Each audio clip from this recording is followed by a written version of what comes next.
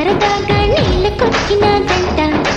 ఊహకందని అందాలెన్నో వెంట తెచ్చినంట ఆ ఇంద్రధనుసునే తీసి చీరల్ని చుట్టినాదంట